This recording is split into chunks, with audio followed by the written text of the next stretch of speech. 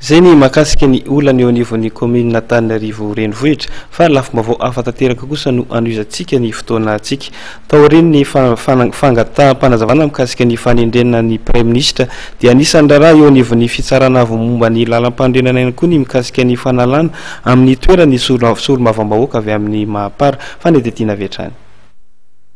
Miroso ny dingana fangatahana fanesorana tsy ho solombavambahoaka ny député Mahapara raha ny fanazavana ny eto ny solombavambahoaka Mahajanga voalohany raha Antanirina Lalao antsoina hoe Nina.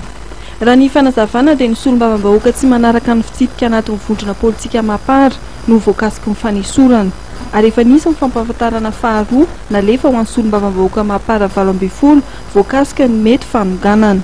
Toke tsy mangataka izahay fa io moa zany fataonay foana hatramin'izay dia ny fijerenany lalam-pandrenana sy ny fanajana ny lalam-pandrenana dia indrindra moa zany mikasika an'izay décision zay dia amin'ny article 72 ary io mitakinay hatramin'izay ka hatramin'izao fanajana ny article 54 sy 72 ka dia mazava ho azy moa zany fa hojerenay indray neny anivon'ny fitsarana avo zany mikasika an'izay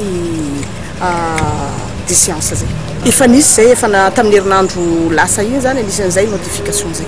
Io moa zany zavatra efa mazava ho azy eny ny resakindreo député sasandreo eny misy milaza ry zareo hoe efa nanome toky nisy olona nanome toky andrareo ony zany fa tsy hotratran'izany décision zany nareo satria eny amin'ny lalam-pandrenana fitsarana avy momba lalam-pandrenana zany ry zareo ny tompony dia hojerentsika eo. Andrasana araka izany izay fanapa-kevitra ny fitsarana avy momba lalam-pandrenana momba ny raharaha fanesorana amin'ny toerana ny solombavambahoaka tanterahan'ny vondrona Mahapara miaradia amin'ny andro Rajoelina.